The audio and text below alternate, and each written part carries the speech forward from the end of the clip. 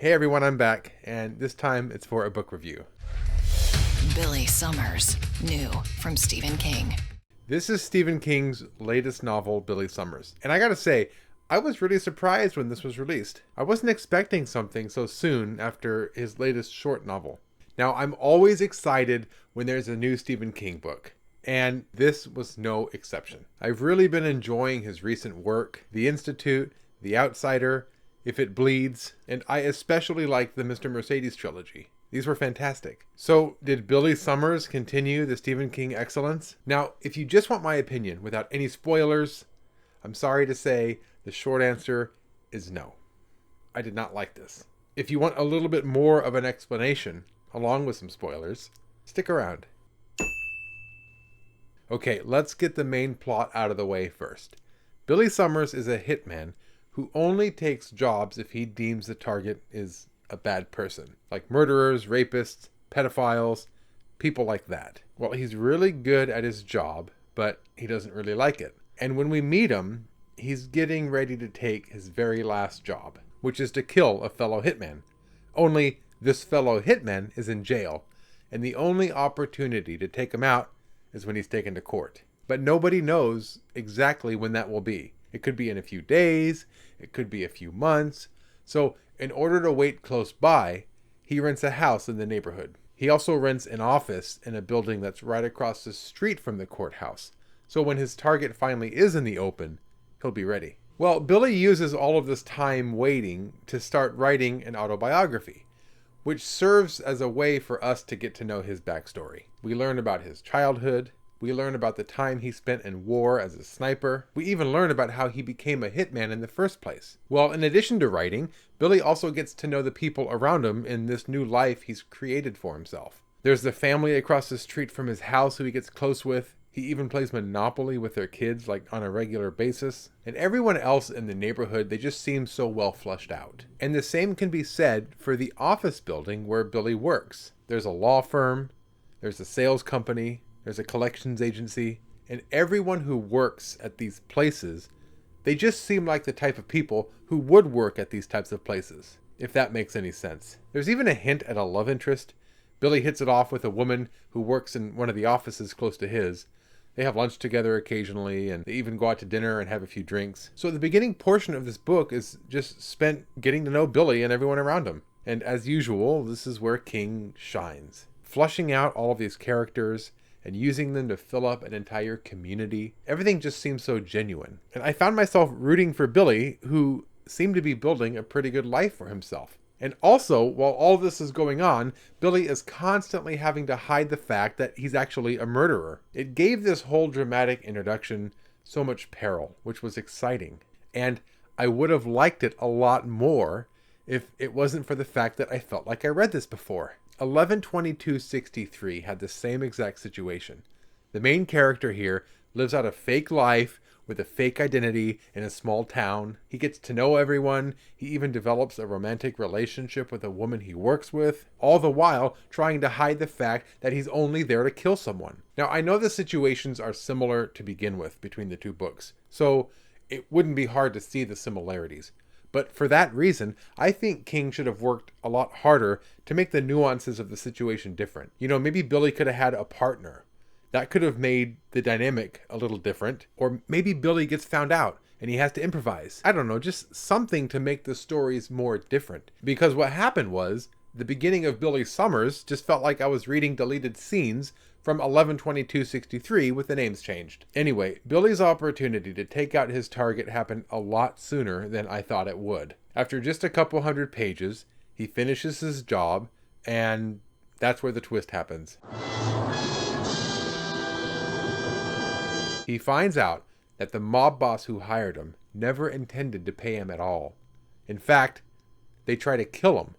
So he has to escape and plan his revenge. So at this point, I was happy, because where in 11/22/63 the assassination was the finale of the book, here it's a lot closer to the beginning. So I was excited to see how everything shakes out. You know, maybe the man Billy was hired to kill was actually a good guy.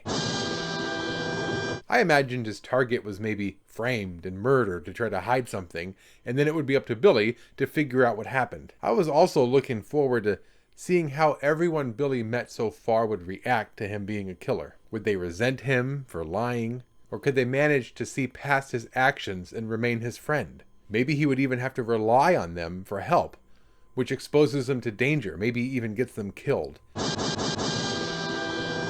All of these seem like interesting ideas for the story, only King never goes there. Instead, everyone Billy ever met and everywhere he's ever lived is completely forgotten about. He cuts off ties with everyone and gets a new hideout spot where he lives for a while. And this is where the story completely derails. It goes from a suspense thriller to like a weird drama. One night, Billy witnesses a young woman get dumped out of a van onto the street right outside of his house. This woman is Alice.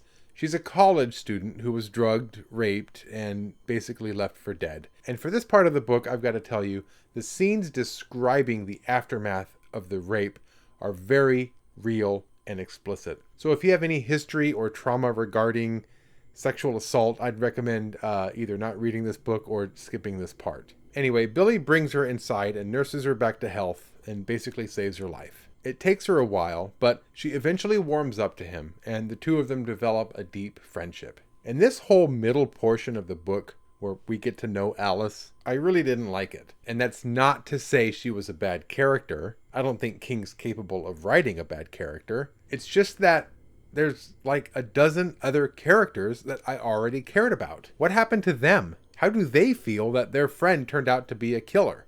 Well, eventually, Billy confides in Alice and tells her his situation. The two of them come up with a plan to take out the mob boss, and the story kind of comes back to being a suspense thriller again.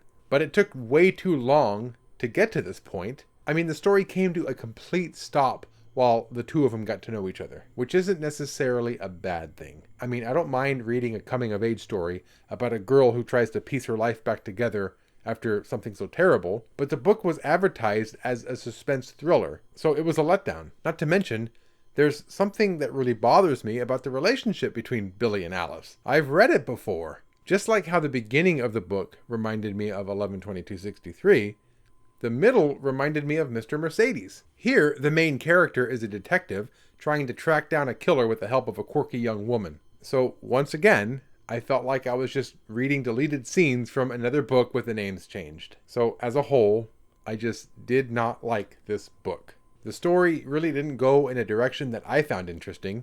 There was way too much time spent in the beginning getting to know all the characters for all of them just to disappear by the middle. And the few genuine moments in the book, they felt like too much of a rehash from other books, which was really disappointing because I've been so busy lately with school and work, so it's really hard for me to make time every day to sit and read.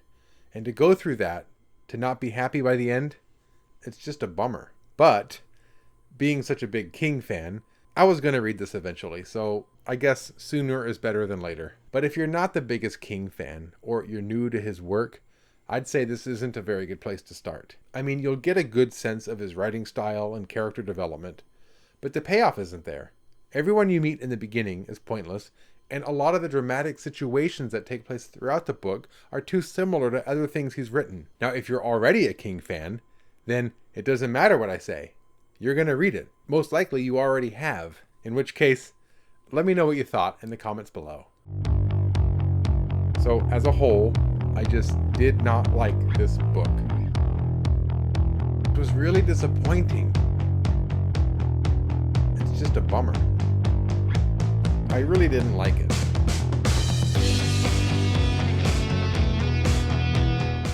So for those of you who stuck around to the end, I'll give you another personal update. I finished up my first semester in the credential program, and I'm very happy to say I aced every class, which for one class in particular, it was not easy. Right now I'm on winter break, which is how I have time to sit and make a video, but the new semester starts up in mid-January, and then I'll be back to being as busy as ever. So again, I don't know when my next video will be up, but until then, Merry Christmas and Happy New Year. I can't believe it.